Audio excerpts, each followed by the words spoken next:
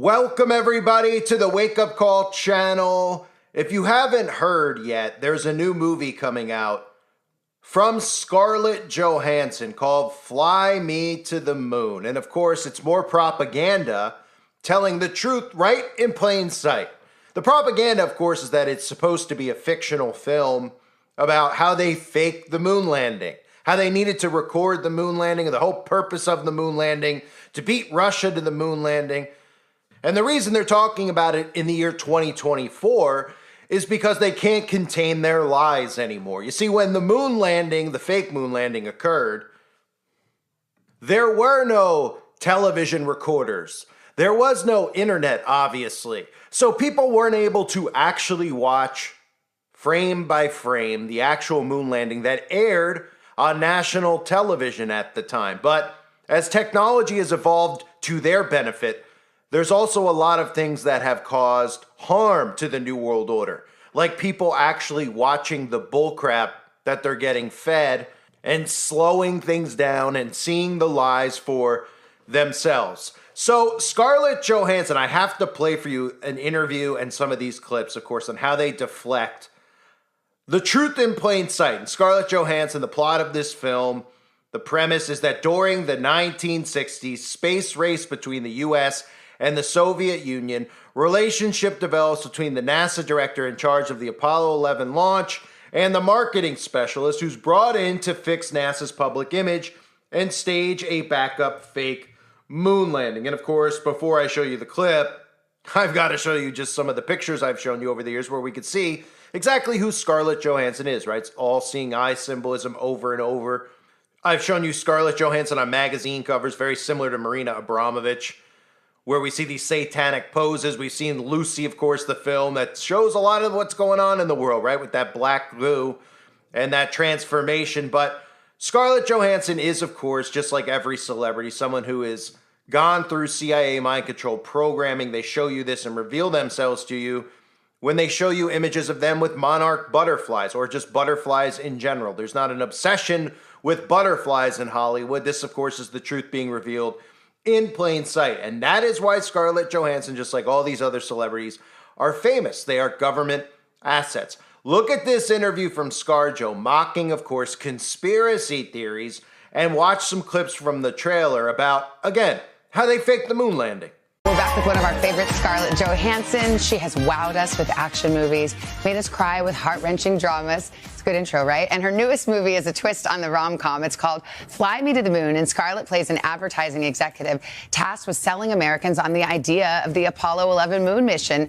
And tell me how this idea came about. Well, the idea came about, so I have a production company here in New York called These Pictures, and one of our associates, our head of film, Keenan, just was toying around with this idea of like, well, what if this conspiracy theory was true? What could you build a genre movie around? Like this conspiracy theory is that the moon landing was fake. Yes, that's the one. So public support for the moon mission is rock bottom. NASA needs a marketing specialist, and you are the very best. I work here now to sell the moon. NASA's not something that you sell with a jingle and a slogan. When I'm done, those men are going to be bigger than the Beatles. You told me that your guys don't do interviews, so I had to hire new guys. I'm here for the casting. Who's he? You're a Juicy Parks. I flew 52 missions in Korea. I flew 52 missions in Korea. How's that? The whole world will be watching. We need to shoot the backup version of the moon landing. You mean to fake it? No one can ever know what we're doing. You mean to fake it?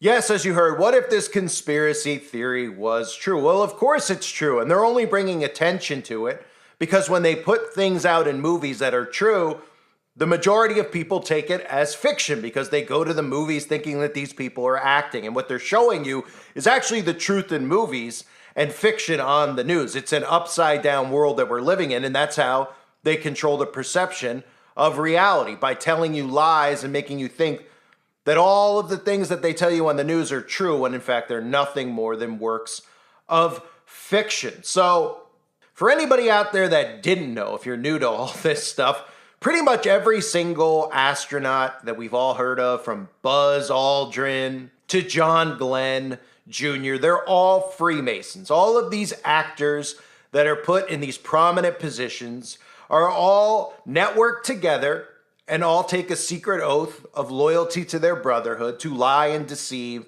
the people of the earth. And these are now all the people in politics, in Hollywood, in corporations, heads of corporations who are responsible for all this chaos that's going on around the world. And they want you to think that you're responsible or some of these leaders are bad apples, but they're all working together. And of course, we've seen Buzz Aldrin over the years, holding the 666 up over his eye. Buzz Aldrin prominently, not hiding this at all, his affiliation to Freemasonry and the Scottish Rite. You can even see some of the photos of him with his little Shriner's hat. You can see his Masonic ring with his crescent moon. Even some of the poses he's done on magazine covers. These are all Masonic poses. And of course, the Freemasons aren't hiding the fact that it's all fake either. The Scottish Rite flag supposedly went to the moon, but it really just went on the set, of course, that they filmed the moon landing on. But take a look at this clip where they're bragging about the Scottish Rite flag, where you can see prominently the 33rd degree Freemason, all these things that are always exposed on this channel, right in front of your faces. The Masons telling you, hey, don't be suspicious that Buzz Aldrin was a Freemason, and don't be suspicious that he brought the Masonic Scottish Rite flag to the moon. Hi, I'm Joshua Poole, Museum Curator here at the Scottish Rite House of the Temple in Washington, D.C. Today it is my pleasure to be able to speak to you about the Scottish Rite flag that went to the moon in 1969. Knowing that Buzz Aldrin would be taking part in the Apollo 11 mission, the Supreme Council thought it would be nice if he could take something Masonic with him to infinity and beyond, because he was going where no man, or Mason for that matter, had ever gone before. See what I did there? The Supreme Council felt that a flag that represented the Supreme Council and Freemasonry in general would do the job. So the flag was hand-sewn by Inga Baum, who was the librarian of the Supreme Council in 1969. The flag itself is white silk. It is edged by a band of gold and embroidered with the words, the Supreme Council, 33rd degree, Southern Jurisdiction, USA, the Southern Jurisdiction motto, Deus me umque jus, the double-headed eagle, the crown of the 33rd degree, the insignia of the Grand Commander, and the insignia of a Master Mason. After the Apollo 11 mission on September 16, 1969, Buzz Aldrin visited the House of the Temple in Washington, D.C. and presented the flag to Grand Commander Luther Smith. Since then, the flag has remained in the custody of the House of the Temple's Archives and Museum Department. In an article about the Buzz Aldrin flag in the December 1969 issue of the New Age magazine, the historical significance of the Apollo 11 mission and its meaning for Masonry were discussed. So, does the landing on the moon have anything to do with Masonry? I think this article put it nicely by ending with this quote: "When man reaches new worlds, Masonry will be there." This flag's presence during the historic lunar expedition symbolizes Masonry's universal appeal. Masonry has been at the forefront of progress and human enlightenment since its beginnings, and will continue to be.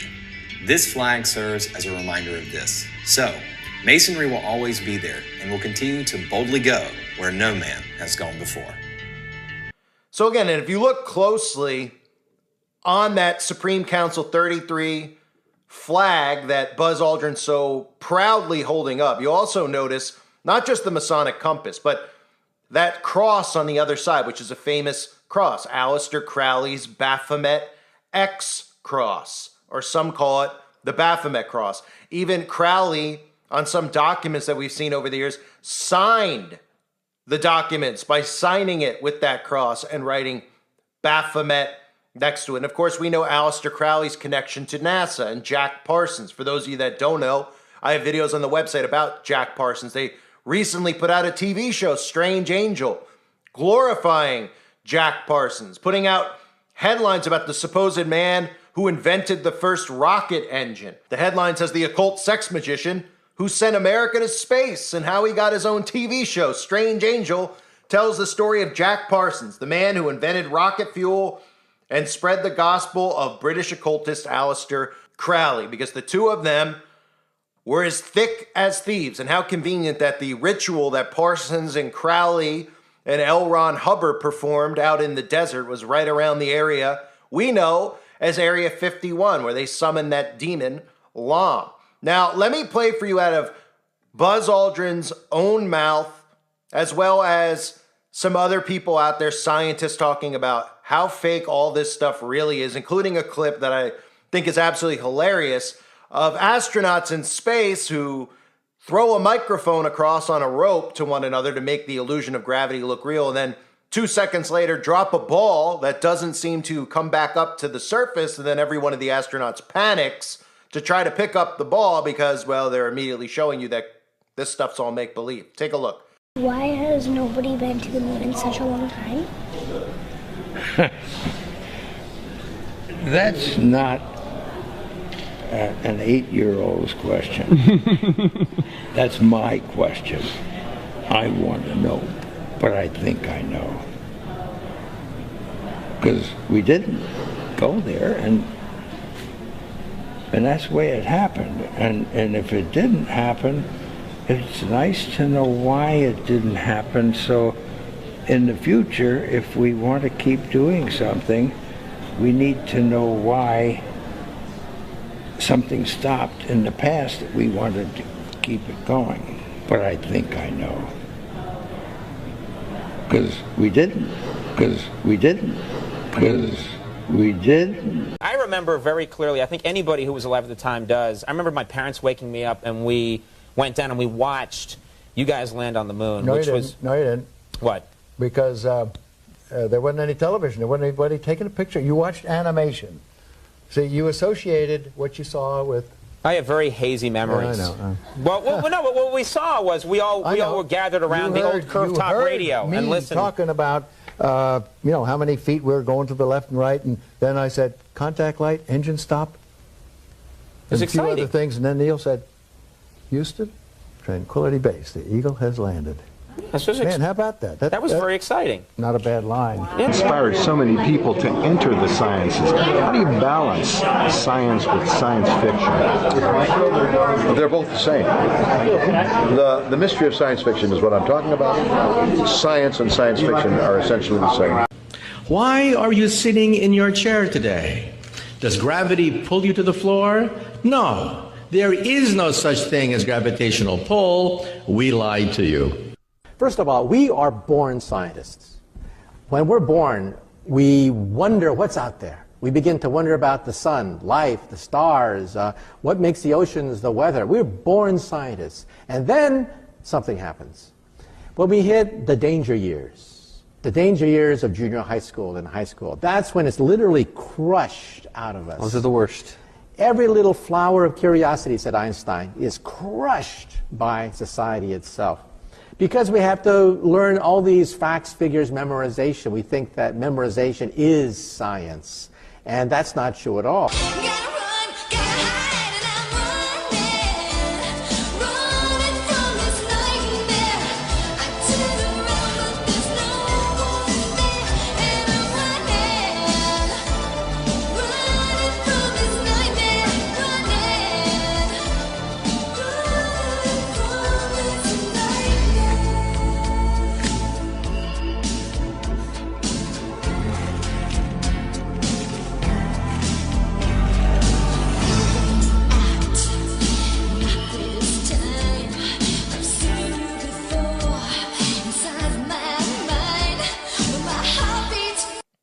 So out of his own mouth, he admits to space being fake, the moon landing being fake.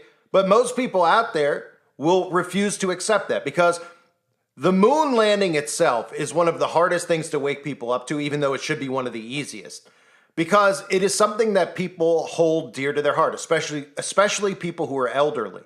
They watched it as a kid. They refuse to believe that it's fake. There's even people who think that they're awake, or as they call themselves, red-pilled, who still believe space is real and still believe in the moon landing. You'll see a lot of these people argue about the shape of the earth and other things along those lines. But let's be real. The moon landing could potentially be one of the fakest things we've seen, other than, of course, them telling us that planes hit towers or that some type of a shooting occurred at a school that was a pop-up school in a pop-up area known as The Hook up at the Sandy, right? We have nothing but fake news around us, and the moon landing is one of the fakest. Out of his own mouth, he admits to the entire thing being fake, right? You could see his connection to Freemasonry, so you know his tie-ins to the occult. And of course, I showed you Aleister Crowley, Buzz Aldrin with that flag that has Aleister Crowley's the Baphomet cross, the Baphomet X on it, right on that flag, which shows you the affiliation between the occult and Freemasonry. And how funny is it when we watch these people pretend to be in space, when they do things like throw the microphone across on a rope and they all act amazed, and then 2 seconds later the guy drops a ball and everybody goes to pick it up, and then nobody picks it up because, of course, they're scrambling. Because it's supposed to levitate back up in the air. It's supposed to float. It's not even supposed to drop at all. But it just conveniently dropped right to the ground, and you could see the grins on their faces and the laughs on their faces because, well, the whole thing is hilarious. But the majority of people out there are living in an alternate reality where they believe that these things that they're told on the news are actually real. And we're at a point where we see them backpedaling. We see how they have to put disinformation out in these movies, right? Where they're really telling you the truth, but they're mocking it. So they tell you that a movie about NASA faking the moon landing and hiring a marketing specialist, they tell you, well, the plot is just, we're mocking the conspiracy theorists and just saying, what if that was actually true? This creates something in the mind of the sheeple out there to even more so believe that we're all crazy. That's how this whole works. They go and they get programmed by these movies that they're told are fiction, when they're actually showing you truth in these movies they're telling you are fiction. And then every single thing they're telling you is happening in the world on the news is all scripted. That is how we live in an upside down. So Fly Me to the Moon, you can't make it up. I mean, you can't make it up with even how they get away with creating premises like this, telling you that it's flat out make-believe, and then, trying to sugarcoat all these other things that surround it. Like, you never hear the alt-right, right? They'll never talk about the moon landing being fake and go into detail about Aleister Crowley and Jack Parsons, the connection to Freemasonry, the Scottish Rite flag on the moon, and of course all the pictures of Buzz Aldrin, and then quoting out of his own mouth telling you that they never went to the moon. I mean, this stuff is so easy to see for anybody with eyes to see and ears to hear. So Fly Me to the Moon, more mockery right in front of our faces, folks. I thank everybody for being here. Hope you're all doing well. God bless you and your families, as always.